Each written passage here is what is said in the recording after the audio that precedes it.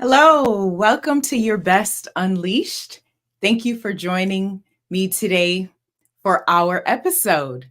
I am your host, Stephanie Jackman. The purpose of Your Best Unleashed is to be able to provide you with relevant information and education for you to be able to be your best self, mentally, physically, emotionally, and spiritually. So I want to thank you for taking the time to join me today for today's episode.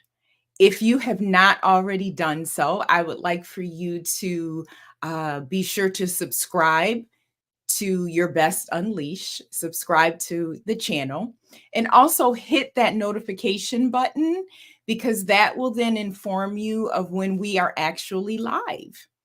Also, if you have not had the opportunity to do so, please share this channel with your communities. So again, thank you for joining me today on Your Best Unleashed. I am excited that you took the time to be with me today. If you did not have the opportunity to catch our previous episode, I want to encourage you to do so. I discussed combating negative self-talk. And if you remember, if you joined me, we had our special guests, our little ants, right? And those are representative of our automatic negative thoughts.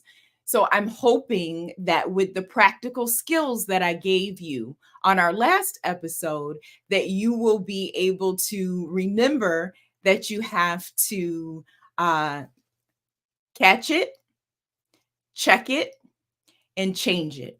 If you didn't have the opportunity to preview and look at our last episode, please make sure that you do so, okay? Today, I am very excited in honor of February being Black History Month. We are going to specifically talk about mental health in the Black community. And this is something that has been heavy on my heart because as a community, oftentimes we suffer in silence with mental health conditions.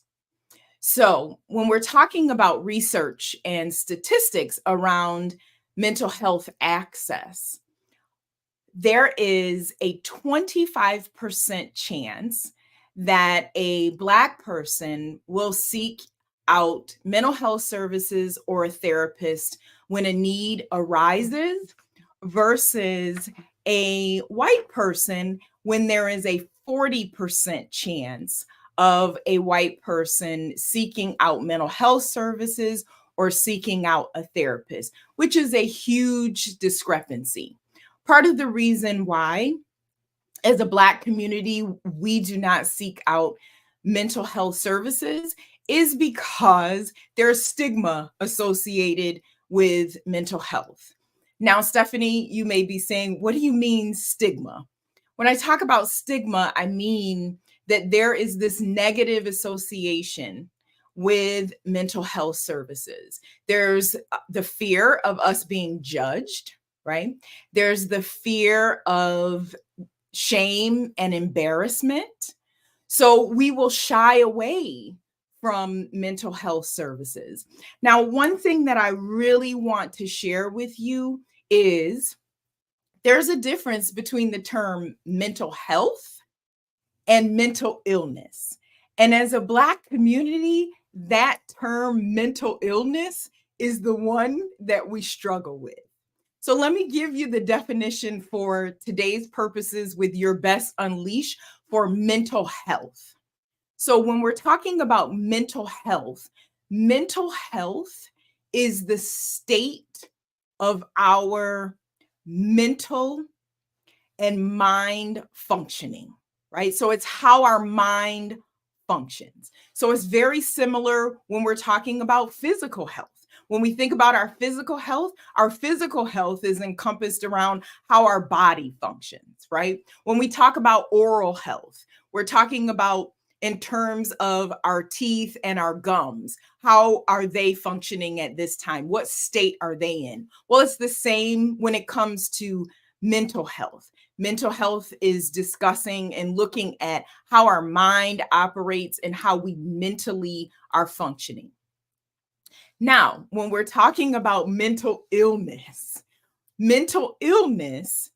is how we think, how we feel, and how we behave. And that word illness is what gets us in the Black community. Because again, that's coming from a place of there's something wrong with us. And that's not the case. Okay.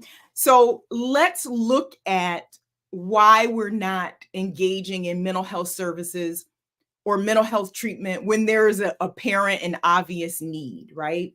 Again, going back to the stigma, we can date the stigma around mental health all the way back to slavery. What do I mean by that? Well, hundreds of years ago, when we're talking about slavery, it was not thought that Black people could really have any emotion around being depressed or anxious around the traumatic conditions of slavery. And that's just not true.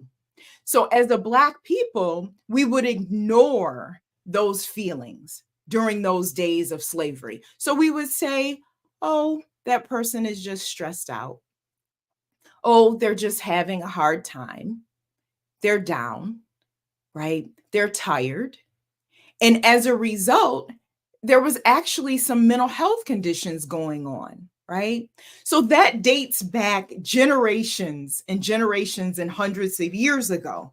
So slavery as a Black community, it has really taken a toll on us mentally, physically, emotionally, and spiritually. And as a result, we deal with and we are challenged by trauma, particularly racial trauma. And when I'm specifically talking about racial trauma, I'm talking about racial trauma in terms of our everyday lives. And our everyday lives meaning in the workplace, right? We're talking about in schools and academic settings where we deal with racial trauma and we deal with microaggressions. I'm also talking about in our neighborhoods and in our communities.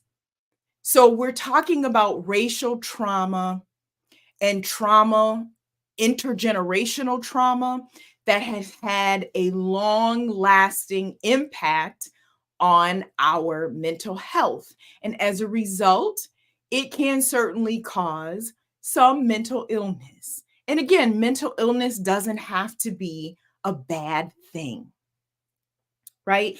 So let's go back to racial trauma.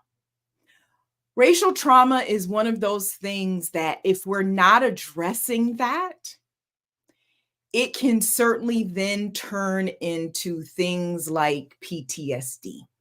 Stephanie, what is PTSD? I hear about PTSD around veterans and those that have served in the military, but how does that fit everyday people within the Black community? Well, that's a great question you may be asking. PTSD is post traumatic stress disorder.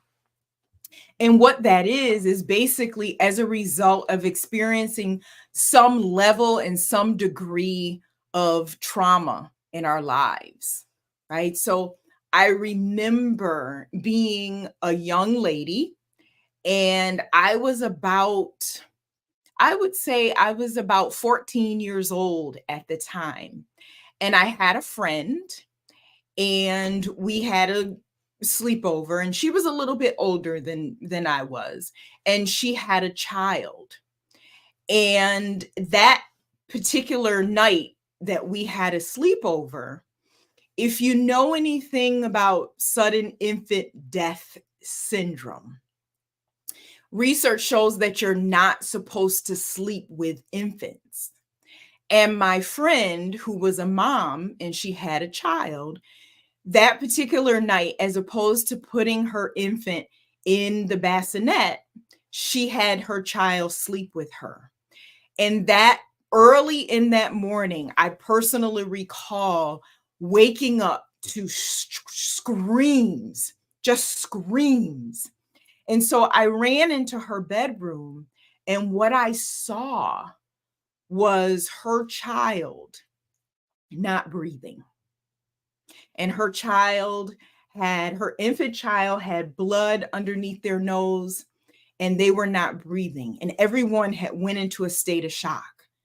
And what I did was I immediately picked up the landline phone at that time, because we're talking, you know, almost 38 years ago, right? That I picked up the phone and I called 911. And I will never forget hearing the 911 dispatcher on the phone say to me, "Can you perform CPR on this baby?" And that was a very traumatic experience for me dating all the way back to 14 years old, because not only did I have to attempt to help support this infant who had passed away unbeknown to me and their mom, but I also had to hear the screams of my friend and her mom and her siblings. And so I remember that that was a very traumatic experience for me at the age of 14 years old. So trauma, PTSD, and trauma is any type of event that has a lasting impact on you, and perhaps it's an adverse experience, right? So let's say you're in a car crash and you survive the car crash, but unfortunately others are not surviving. So PTSD can be very common in the Black community. Let's talk about how common, right? So when we're talking about PTSD, research again shows that our Black youth are 65% higher in getting or receiving symptoms around PTSD than white youth. Why is that?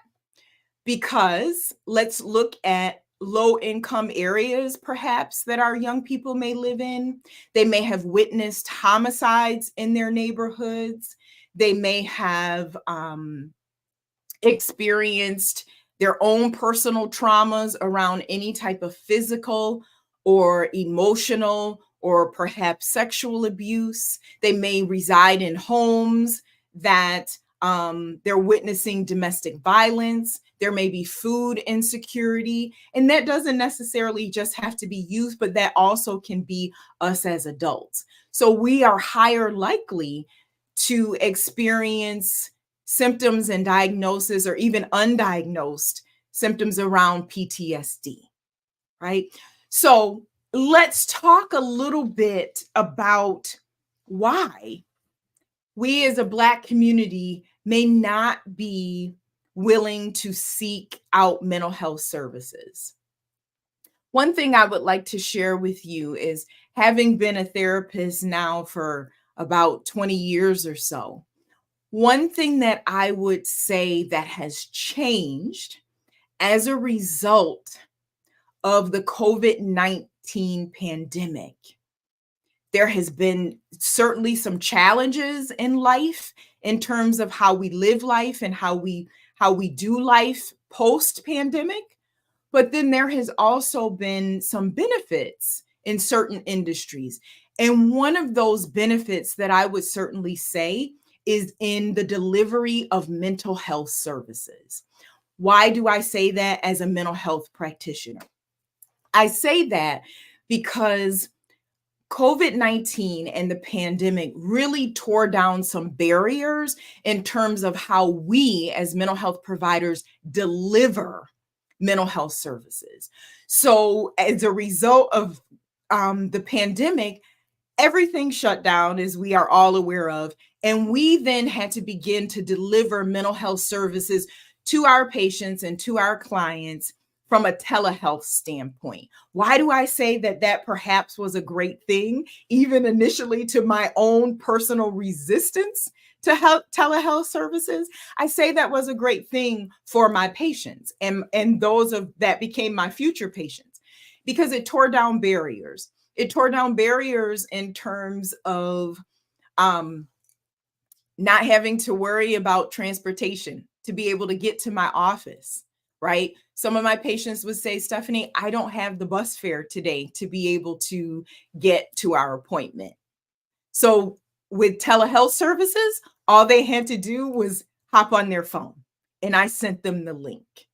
I don't have access to childcare services today, Stephanie. So I don't have a babysitter. So I'm not going to be able to make our appointment. What happened? We're having telehealth therapy sessions, and the children are coming in and out of mom or dad's room. Okay. So it really tore down some of those barriers. It decreased on no-show rates for us as mental health providers. So I didn't even have a no-show rate. Particularly, my patients were showing up and we were glad to be able to see each other during that time of COVID-19. So I would say that if nothing else great happened for the mental health industry during COVID-19, it really tore down some of the barriers around access to mental health services. Okay. So, again, when we're talking about why, as a Black community, we're not seeking out mental health services when there is a need, I'm going to give you about, let's say, 6 reasons why we're not seeking them out. So, the first reason, and really the primary reason, is because we don't trust medical systems. Right? Let's go back to 1930s to 1970 with the Tuskegee experiment, right?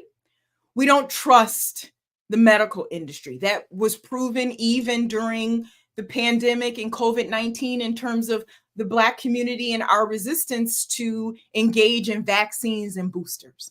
Okay, so the first reason we don't engage in mental health services is because we don't trust the system. Right? One of the next reasons that we would say we don't engage in mental health services is because we have limited access to insurance. There's about 10% of the Black community that does not have medical insurance compared to about 5% in my research of our white counterparts that don't have access to medical insurance. So having limited access to medical insurance, particularly when we're looking at Medicaid and Medicare, right, which are government funding insurance, it limits our abilities to be able to access mental health services.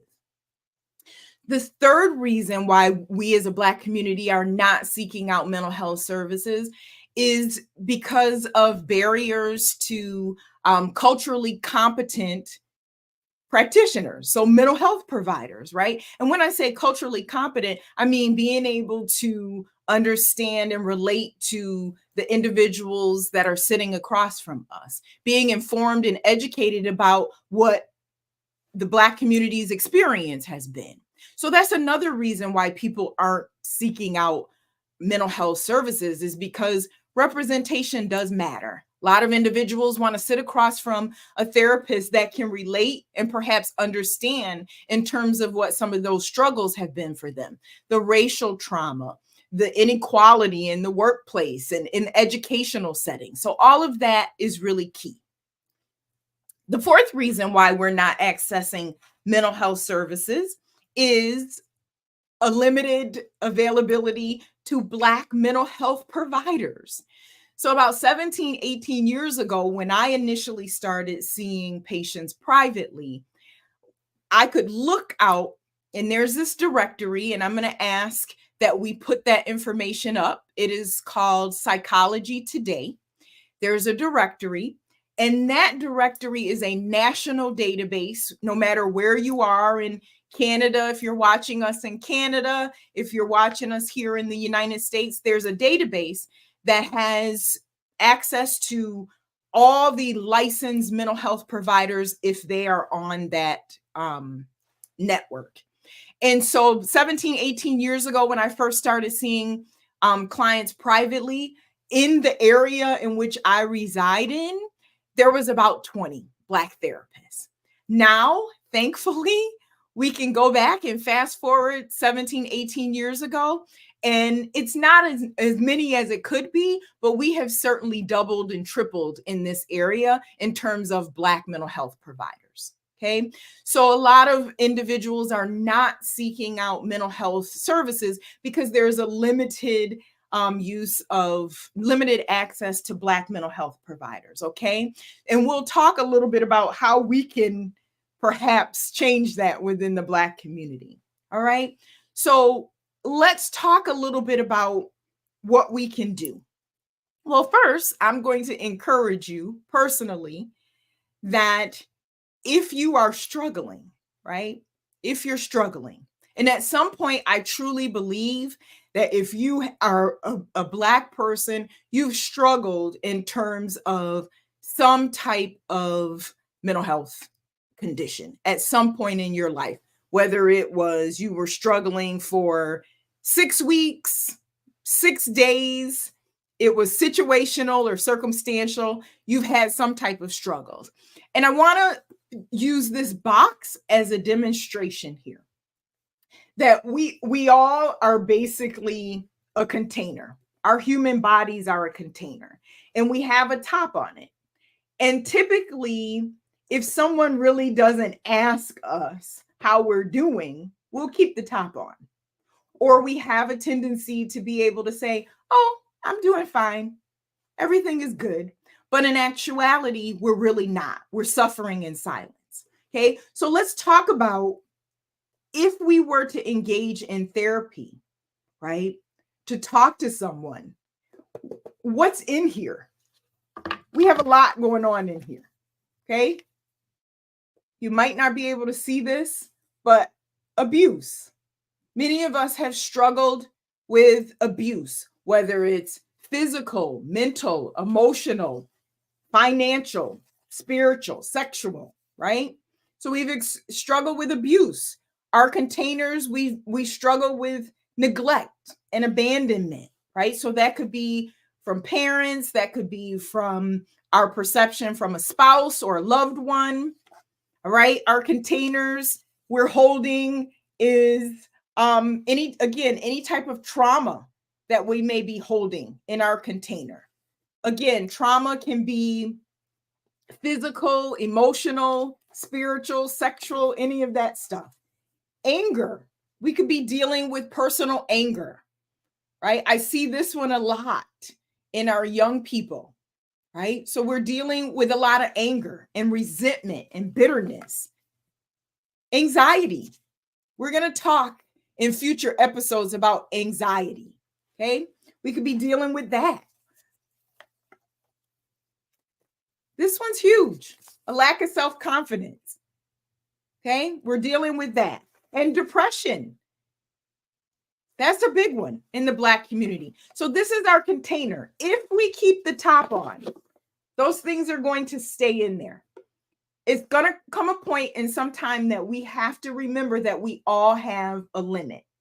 All right. And I like to tell people, I tell individuals all the time, it's not the things that we choose to talk about that hurt us the most. It's all the things that we choose not to talk about that hurts us the most. Okay. So if you're struggling with mental health conditions, or if it's not you, but you know someone, and we all know someone, please be sure to share this broadcast with them. Make sure that you send over the Psychology Today information. You can filter it by geographical area, the city or the state where you live, your insurance. You can filter it through all of those things, okay? So let's talk about how do we make changes in our Black community so that mental health is not so stigmatized. It's not such a big deal. There's not such shame around it and embarrassment, right? So the first thing I'm going to say, right, is as a mental health provider, as a mental health consultant, the first thing that I can do is to make sure that I am culturally competent and I'm sitting with you through all of the pain, right? I'm doing research and understanding what some of your experiences are. I may not have gone through them myself, but I can certainly sit with you and have some shared experience with you. Okay. That piece is really key. Now, again, as a mental health consultant and as a mental health provider, I understand, and I have to be self-aware that I come with even a level of privilege as a Black mental health specialist. Why do I say I have privilege? Because there's always this dynamic of power and authority that I have to be aware of. There's always this dynamic in the room. Okay. There's also the dynamic in the room that I'm considered the expert. That goes along with the power and the authority dynamic. So I have to be cognizant and aware of that. There's also the dynamic around having the degrees, wherein I may sit across from the room or be on the computer with a woman that may not have a degree. So I, as a mental health practitioner, have to be culturally sensitive and culturally competent to those things, because that's only going to better serve you, and it's only going to make me a better practitioner. Okay. So how else do we need to make change? Another way for us to be able to make change is for me as a mental health practitioner to come from a trauma-informed approach. What do you mean by trauma-informed, Stephanie? Again, I believe in the Black community, we all have experienced some type of trauma. All right, whether it's grief and loss, whether it's witnessing homicides, or we have been a survivor of suicide of loved ones and family members. Again, whether we have had some long-term physical illness, whether we've had treatment for physical illness, whether we've been in combat, active military duty, okay, whether we've experienced racial trauma in the workplace or schools, we've all experienced some type of trauma. If we really, again, begin to dig down deep and open up that container and open up that box. So as a provider, it's important for me to come from a trauma-informed approach. What does that mean? Not looking at you in terms of what's wrong with you, but coming from a space of what's happened to you, having empathy and compassion, as opposed to, well, there's something wrong with you and it's my responsibility to fix it. That's not the case.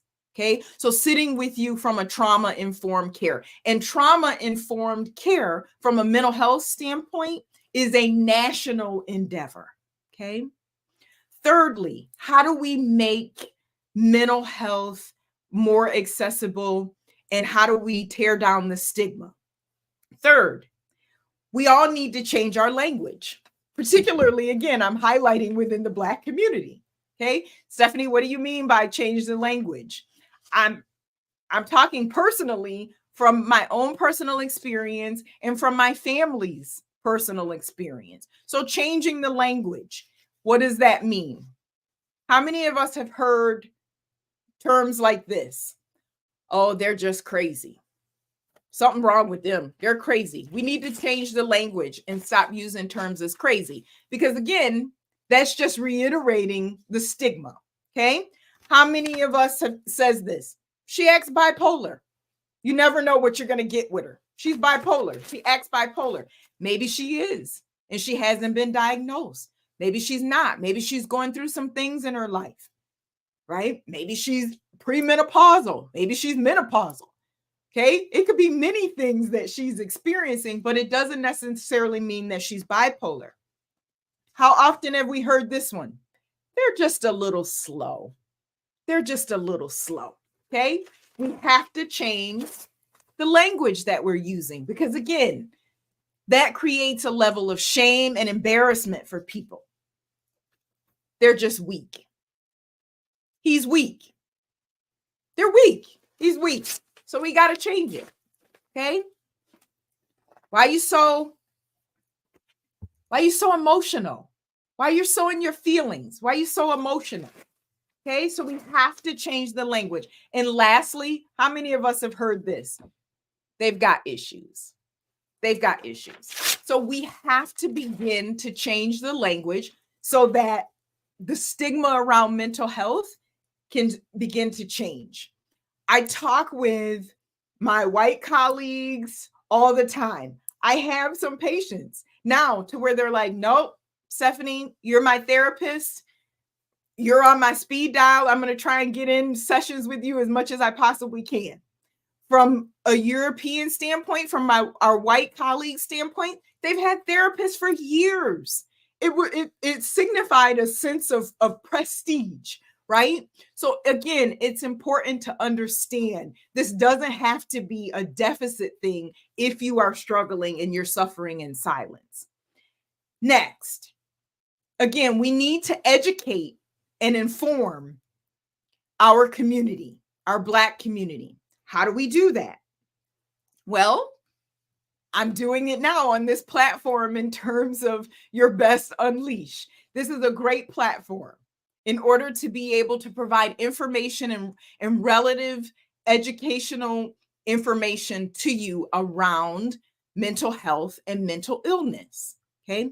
There are community forums now in many areas of the United States in terms of organizations to be able to help and assist. If you don't have insurance, there's organizations, if you're here in this local area, there's organizations that will work with you to be able to subsidize 6 sessions at no cost to you. Okay. Also, there's sliding scales. All right. That's important. A sliding scale meaning offices are charging $15 and $20 for sessions, $30 and $35. They're offering sessions in terms of what your income is, and they're willing to work with you. That was one of my commitments with our group practice, is that we wanted to make sure that 2 things: we were able to accept Medicaid and Medicare, and also that people were willing to work with patients on a sliding scale. Okay. So community forums, there's organizations out there that are pursuing and helping with compensating mental health sessions if you need that because you cannot afford them. Okay. One of the major pillars in the Black community is what? The Black church. So now in our areas, Black churches are having community forums around mental health. You can hear pastors in the pulpit talking about take care of yourself. If you need to talk to someone, go and talk to someone, right? So they're having those forums. They're talking about that. There's churches that have mental health summits and mental health conferences and wellness ministries and all those things. So that is really, really key in our community. All right. And then lastly, one thing that I would say that really warms my heart is, again, pillars in the Black community, barbershops and hair salons. They have now taken and made space and room to be able to have conversations for Black men in barbershops, to be able to be open, honest, and transparent with each other, to talk about their struggles with mental health and mental illness and depression, right? Same thing in the hair salon. My stylist, she welcomes the opportunity for us to have conversations, and we have those on a regular basis with each other as women to talk about the struggles around being Black women and hustling, right? And we've been taught that it's okay to hustle, but are we healing in that hustle? All right. So those are 4 ways that we can really be able to tear down some of the stigma and make mental health more accessible in the Black community. It is key and important, as I wrap up today, that you take the time to invest in yourself. That is so key and so critical and so important. If you need to see a therapist, take the time to invest. Therapy is an investment, all right? It's an investment in your time. It's an investment in your energy. It perhaps is a financial investment, but it is an investment, okay? And you are worth that investment. It's important that you're your best mentally, physically, spiritually, and emotionally, right? And I like to tell people all the time, many Christians, oh, I'm just going to pray it away. And I'm a Christian. I identify myself as a Christian therapist. And I tell Christians that embark on taking that first step as seeking out a therapist, it's okay for you to have Jesus and a therapist. If something's wrong with your foot, you go see a podiatrist, right? If something's wrong with your heart, you go see a cardiologist. So as mental health practitioners, we are specialists. So it's important that you take that time and invest in yourself. All right? We are one day away from Valentine's Day. Love on yourself. Invest in yourself. If you need to talk to someone, make sure that you jump on Psychology Today and do that. There's thousands and thousands of therapists across the United States and Canada. I'm going to admonish you to do so. All right? And I just want to thank you for taking the opportunity to join me today on Your Best Unleashed. Again, our goal is to help anchor you and give you practical tools to be your best mentally, physically, spiritually, and emotionally. If you have not subscribed to my channel, I'm going to strongly encourage you to do so. Also, share this broadcast with your community. Make sure you hit that notification button because then you'll be notified in terms of when I'll be on next. I'm going to give you just a quick debrief before I wrap up. Our next episode is going to be on the big D, and that is depression. So I want you to make sure that you join us on Your Best Unleashed. It's been great having you today. Have a great and awesome week.